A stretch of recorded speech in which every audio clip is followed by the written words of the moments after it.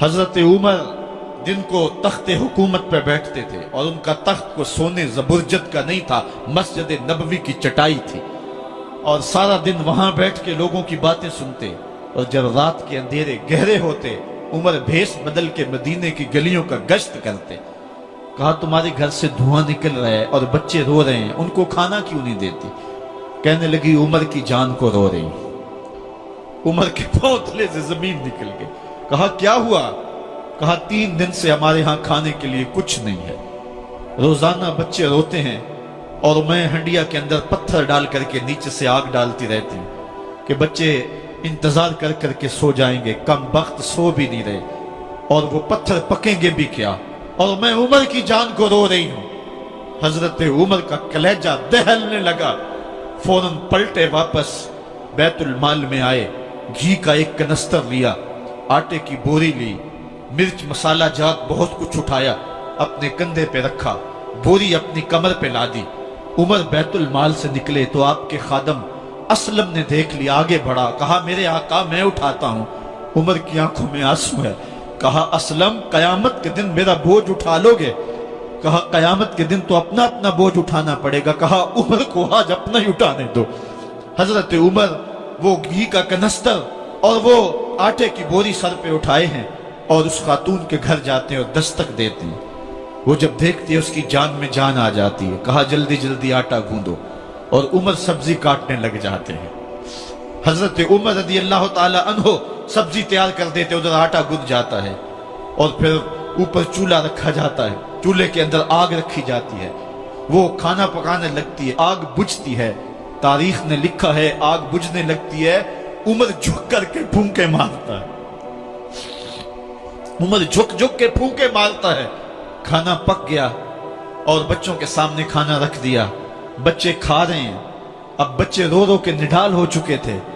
हजरत उमर अपने हाथों को और अपने घुटनों को और अपने पांव को जमीन पे लगा के, जिस तरह बकरी का बच्चा चलता है, वेड़े के अंदर कभी इधर चलते हैं कभी इधर चलते हैं, ताकि बच्चे मुझे देख के खुश हों और दिल में कहते उमर जितना रुलाया है अब इतना हंसाना भी पड़ेगा। तो कभी उमर अमीरुल मोमिनीन, ये मैं किसी आज के जो है वो लोगों के वोटों पे मुंतखब होने वाले हुक्मरान की कहानी नहीं सुना रहा, मैं उस उमर की कहानी सुना रहा हूं जो 23 लाख मुरब्बा मील का हुक्मरान है, आधी दुनिया का बादशाह है। हजरत उमर जो है जिस तरह बकरी का बच्चा चलता है, इस तरह अपने हाथ और अपने घुटने जमीन पे टेक करके जो है वो इस तरह चलते हैं। बच्चे उमर को देख के मुस्कुराते हैं। जब बच्चे मुस्कुराने लगे तो हजरत उमर ने उस खातून से कहा बुढ़िया उमर को माफ कर दे। उसने कहा तू इतनी हमदर्दी क्यों करता है? कहा उमर बेचारा बड़ा फंसा हुआ है, फिक्र है उसको यरमूक को फुस्तात हुलवान की, जब फतह है मिस्र तो तैयारी है ईरान की, आते जाते वफद से मुलाकात भी करता होगा और शब को मालूम हालात भी करता होगा, कांटों में उलझी हुई बेचारे की जान है, नींद उसको भी आती है आखिर वो इंसान है, मेरी बहन उमर को माफ कर दे। उसने कहा ना ना उमर की बात मेरे सामने न कर, कयामत का दिन होगा, उमर का गिरेबान होगा और मेरा हाथ होगा। जब उसने ये बात कही तो उमर बर्दाश्त न कर सके, बच्चों की तरह बिलक बिलक कर रोने लगे। कहा वो बदनसीब उमर तेरे सामने है, आज ही कहला जो कहना है, कयामत के दिन मुझे माफ रखना। उसने कहा तू उमर है? कहा बदनसीब उमर तेरे सामने खड़ा हूं। मेरे उमर कहते हैं अगर दजला के किनारे एक बकरी का बच्चा भी प्यासा मर गया उसका हिसाब भी उमर से लिया जाएगा। हजरत उमर निकले यरूशलेम में, एक ऊंट है एक गुलाम है, कभी वो सवार होता है कभी आप बारी मुकर्रर की है।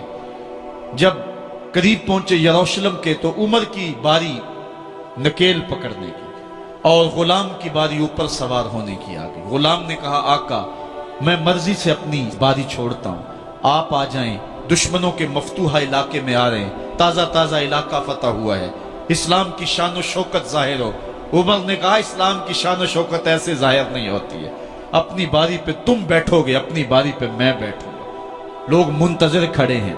दूर से जब देखा कहा इसकी हैबत से कांपते थे हम, ये तो कोई हबशी लगता है, रंग काला है, होंठ मोटे हैं, इससे तो ज्यादा हसीन इसका गुलाम है जो आगे आगे चल रहा है। حضرت ابو عبیدہ نے کہا دھوکہ کھا رہے ہو، ہمارا آقا وہ نہیں ہے جو اونٹنی کے اوپر سوار ہے، ہمارا آقا وہ ہے جو لگام تھامے آگے آگے چل رہا ہے۔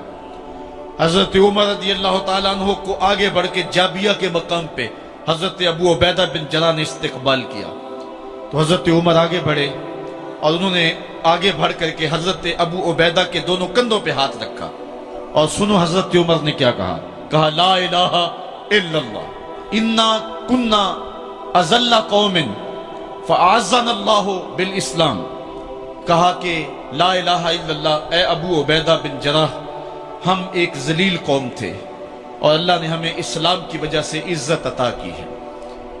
اور میں تمہیں ایک تاریخ ساز بات کہنے لگا ہوں، اور وہ یہ ہے کہ جب تک ہم اس عزت والے اسلام کے دامن کو تھامے رہیں گے ہماری عزت قائم رہے گی، اور جب اسلام کے علاوہ کسی اور جگہ سے عزت ڈھونڈیں گے تو رسوا کر کے رکھ دیے جائیں گے۔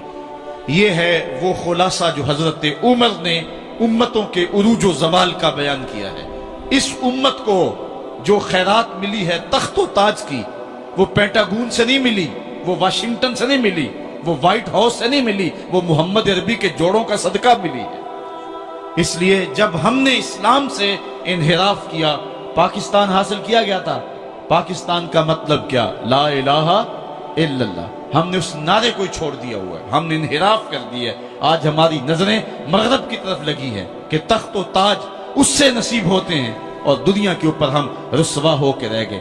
ہماری پستی، ہماری زبوحالی، ہماری ذلت کا سبب یہ ہے کہ جس جگہ سے ہمیں عزت ملی تھی ہم نے وہ مرکز ہی چھوڑ دیا ہے۔ اس مرکز حیات کو، اس مرکز زندگی کو، اس مرکز عزت کو ہم نے چھوڑ دیا ہے، اور دنیا کے اوپر ہم رسوا ہو رہے ہیں۔ انہی حضرت عمر کی کہانی ہے۔ وادی تہامہ سے گزر رہے تھے کہ بچوں کی طرح بلک بلک کے رونے لگے۔ کہا عمر جوان آدمی ہو اور بچوں کی طرح بلک کے رو رہے ہو؟ کہا تم نہیں جانتے، مجھے بچپن کی کہانی یاد آ گئی۔